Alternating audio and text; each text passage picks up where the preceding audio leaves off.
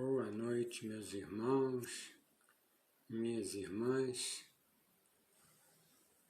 Seguindo a programação de estudos do SEACA, hoje o nosso tema para as reflexões é reforma moral.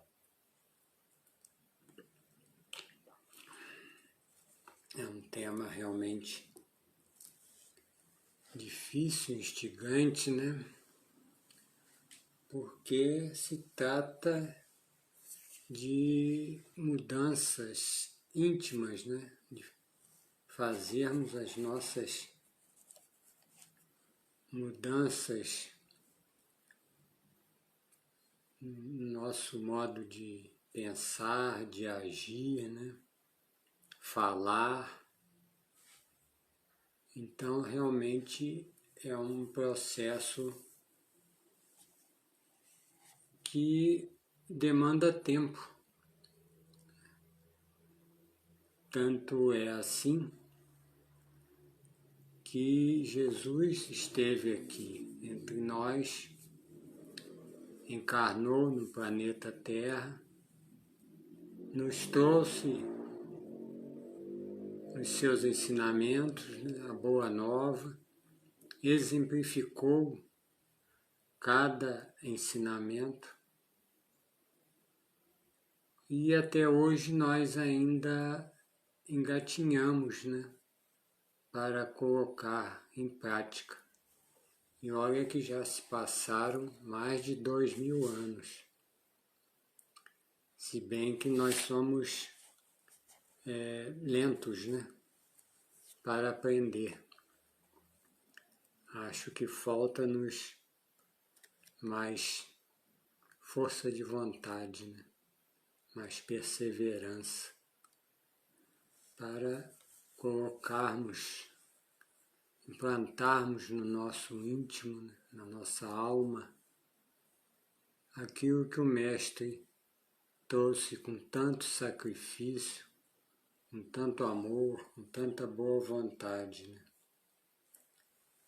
Mas é preciso que seja feito. E nós, de uma certa forma, já ao longo dos séculos, estamos fazendo, né? Não na proporção ideal, mas estamos melhorando. Como diz o Evangelho, segundo o Espiritismo, hoje nós já somos bem melhores que há 100 anos atrás. Mas precisamos continuar firmes, convictos da necessidade de realizarmos a nossa reforma moral. Haja visto, como todos sabemos, o planeta passa por um momento de saindo gradativamente de provas e expiações para mundo de regeneração. E nós precisamos fazer a nossa parte para acelerar essa passagem, né? Precisamos nos melhorar. E não há tempo a perder. Como nos disse muito bem um amigo espírita, a reforma moral é como reparar um avião em pleno voo. O que ele quis dizer? Que a vida não para, nem vai parar para que realizemos a nossa reforma. Temos que realizar no nosso dia a dia, com todas as nossas dificuldades, nós temos que pôr em prática, verificando aonde precisamos mudar, melhorar, crescer, moralmente, espiritualmente, intelectualmente também. E realizar essa mudança, que seja feita e precisa ser feita em paz. Temos que ter paz, tranquilidade no nosso coração para realizar a reforma. Porque toda reforma, como sabemos, causa um certo transtorno, dificuldade, barulho. Isso serve para a nossa reflexão quanto à nossa reforma moral. Vai ser fácil? É fácil? Claro que não. É muito difícil realizar, mas é preciso. E não tenhamos a ilusão de que vamos fazer isso num curto espaço de tempo, porque nós já se passaram 2000 anos e pouco fizemos.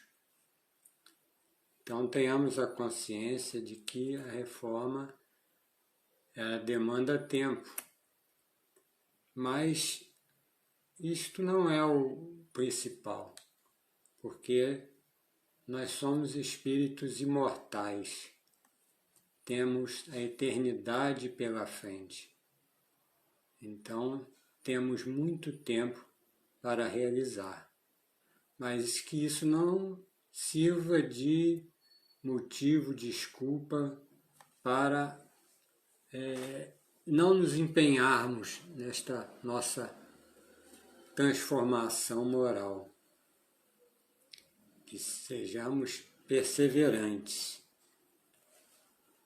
porque nós temos aqui seguir as leis de Deus. E eu trago aqui para o nosso modesto estudo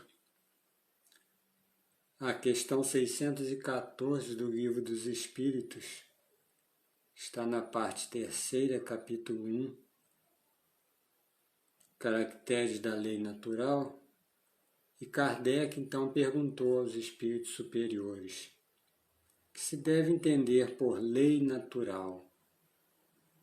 A lei natural é a lei de Deus, é a única verdadeira para a felicidade do homem.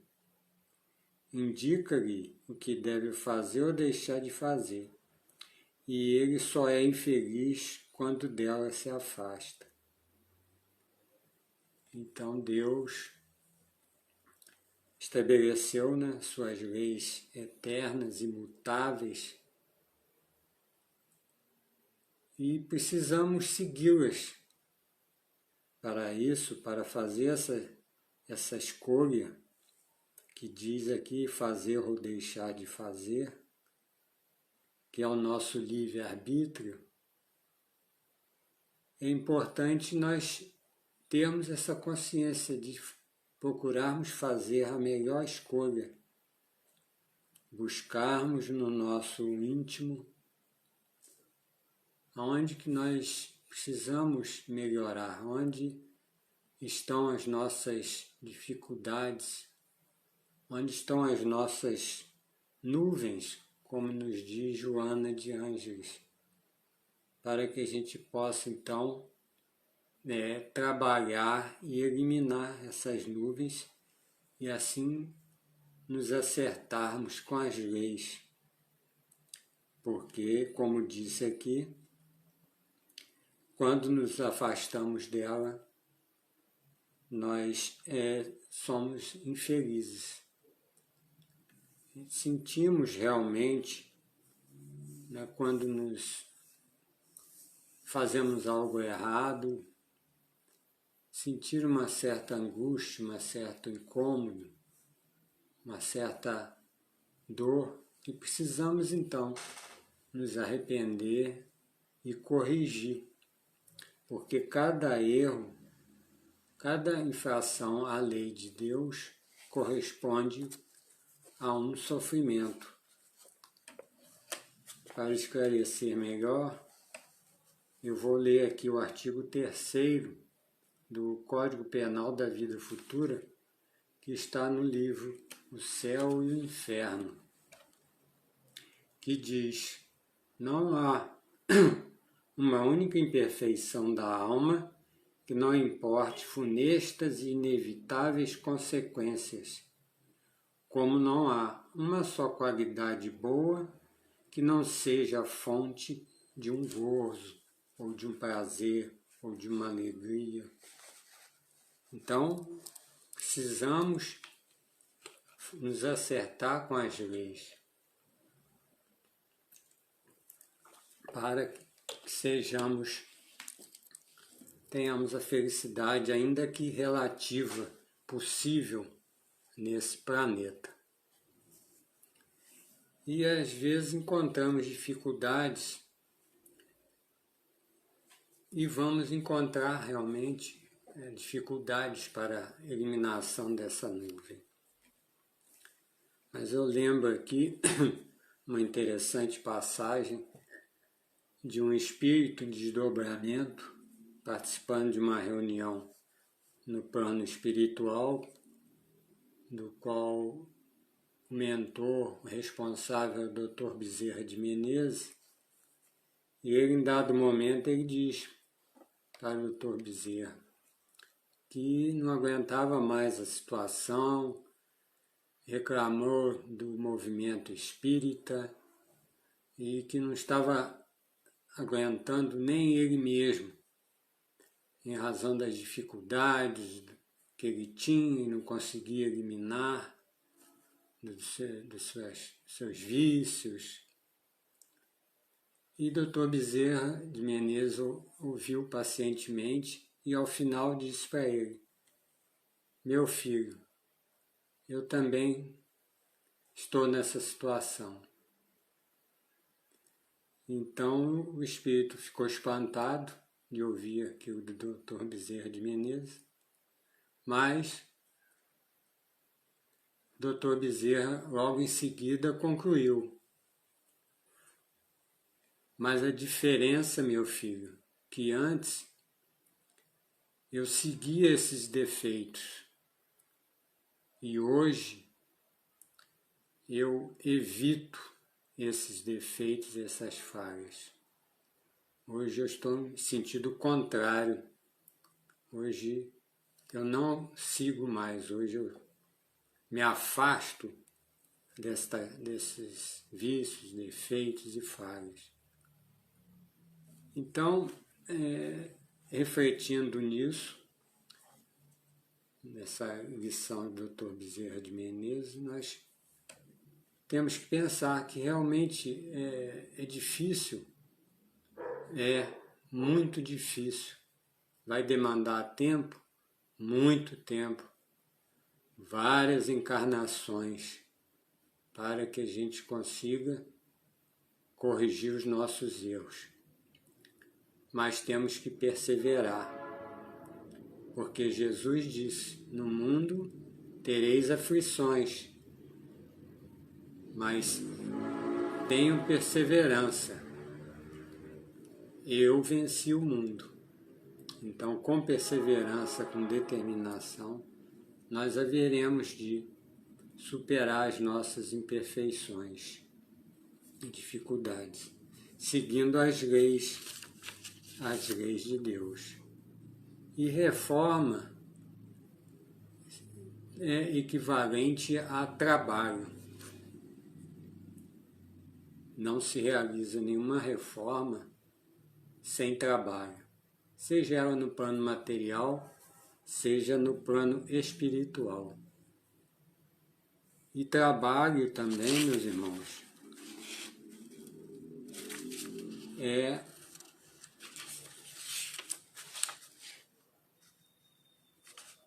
uma lei moral que nós temos aqui no artigo, na questão 675, também do Livro dos Espíritos, que Kardec questionou: por trabalho só se devem entender as ocupações materiais? E os espíritos superiores respondem: não. O espírito trabalha assim como o corpo. Toda ocupação útil é trabalho. Então, é uma ocupação útil, muito útil, esse trabalho de que nós precisamos realizar diuturnamente na nossa reforma moral, combatendo nossos vícios, nossos defeitos. E para fazer isso, nós precisamos seguir aquela famosa máxima de conhece-te a ti mesmo, que estava lá no oráculo de Delfos, que Sócrates nos trouxe. Princípio básico: conhece-te a ti mesmo.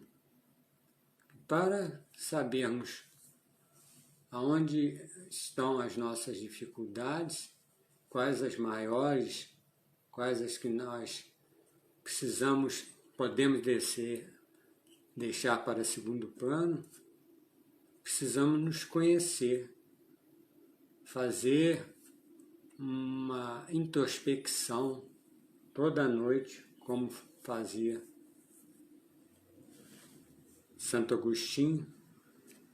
Ao deitar, ele fazia um inventário do seu dia para ver onde tinha errado, se tinha ofendido alguém, prejudicado alguma pessoa, ou ainda mesmo que seja um animal, que é o nosso irmão menor, ou a natureza, que seja uma criação do nosso Pai que merece respeito, carinho. E ele fazia esse inventário e anotava as suas falhas durante o dia. E no dia seguinte, procurava então as pessoas e pedia perdão, pedia desculpa e procurava reparar a falha ou o erro, né? E assim foi realizando, se corrigindo. Está aí um bom ensinamento, uma boa orientação para todos nós, né? Que precisamos eliminar nossas falhas, as nossas mazelas, que não são poucas, né? Mas que todas, como vimos, causam dores, sofrimentos, angústia, cada uma infração às leis de Deus, reclama a corrigenda. E a corrigenda através da dor, se não procuramos resolver, se nos recusamos, né, a fazer a correção necessária. Então a dor nos chama, nos desperta para essa reforma necessária. E nós temos que respeitar os nossos irmãos, né? Fazer a reforma, nossa reforma íntima, sempre procurando respeitar a todos, sendo indulgentes, né? Tanto para os erros alheios, né? Quanto para os nossos, não no sentido de conivência, mas de ter serenidade, equilíbrio para eliminar cada um no momento possível, porque tudo deve ser feito e acontece na hora de Deus, no tempo de Deus, como está no Eclesiastes, capítulo 3.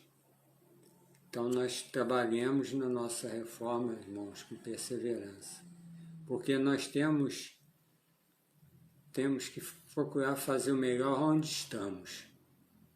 Não fiquemos cobiçando o lugar de ninguém, a posição de quem quer que seja.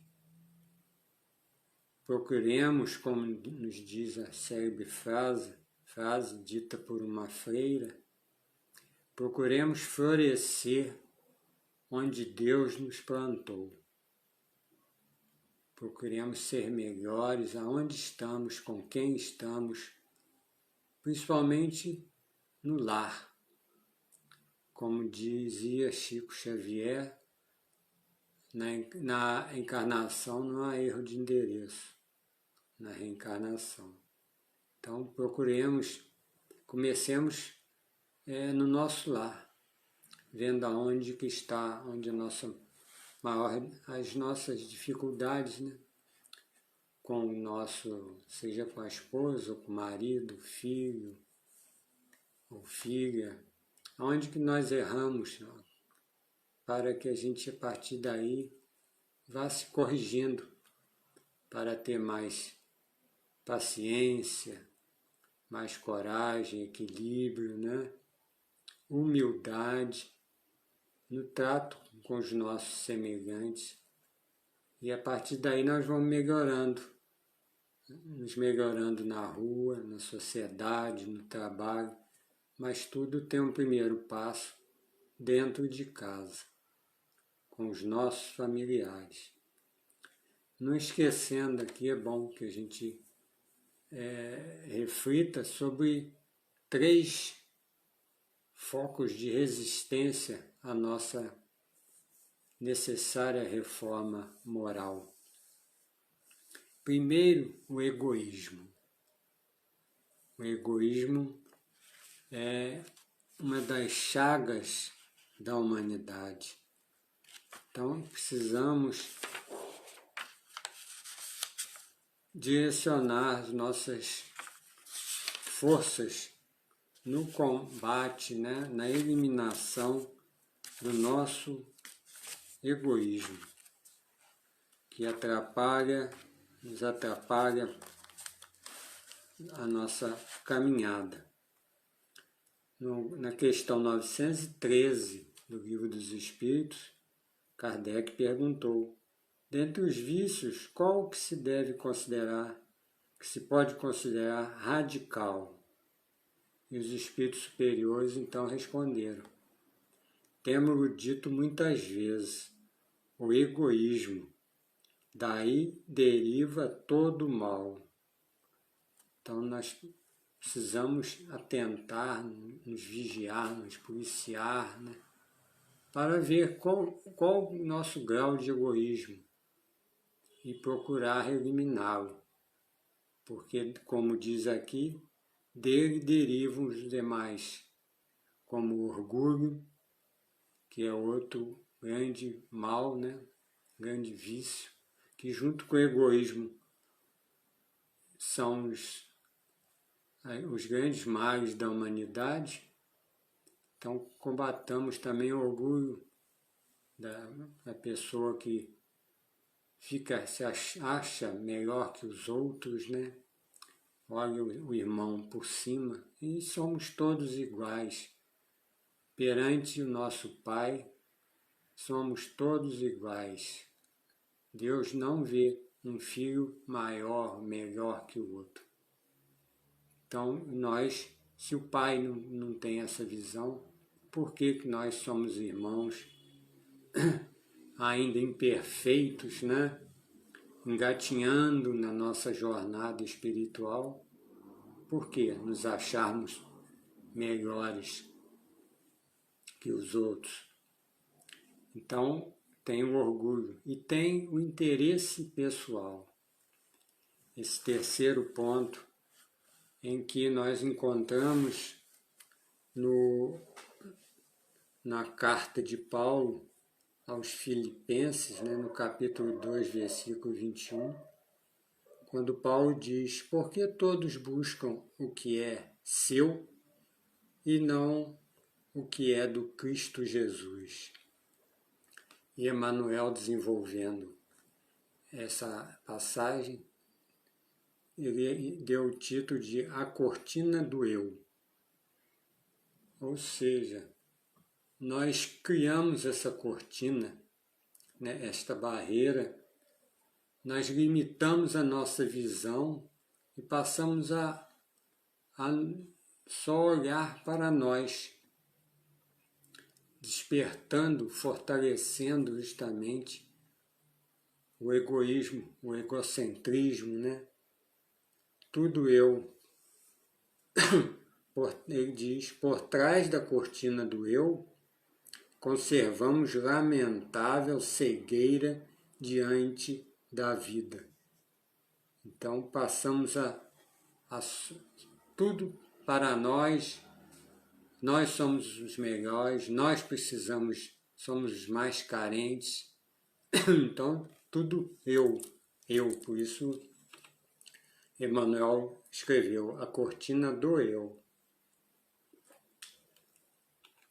Então precisamos atentar para esse ponto também, meus irmãos, e procurar eliminar isso, abrir a visão, despertar a visão, porque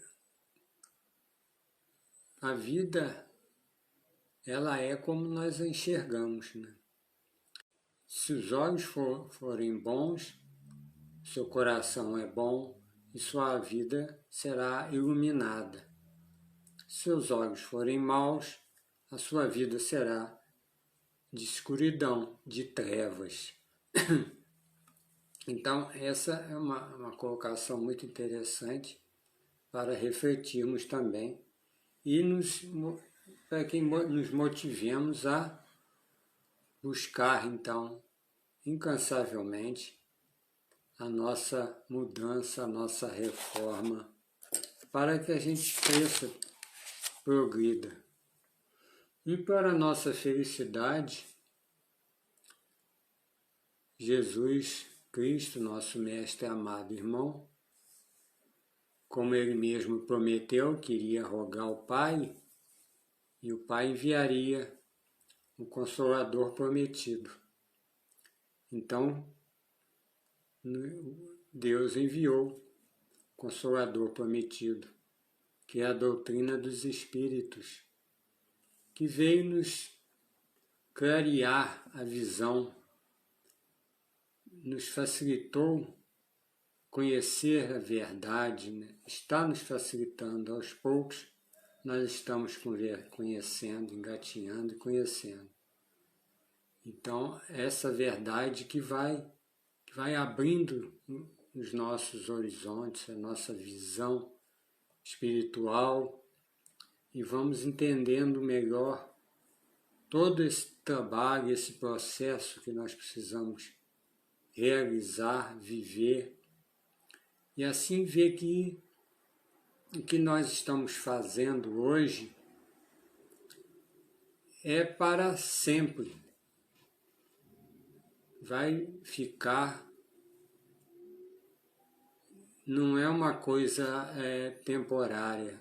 Todo essa aprendizagem, tudo isso que nós estamos estudando, aprendendo, as mudanças que nós já estamos realizando, né, no nosso íntimo, isso tudo é para a eternidade.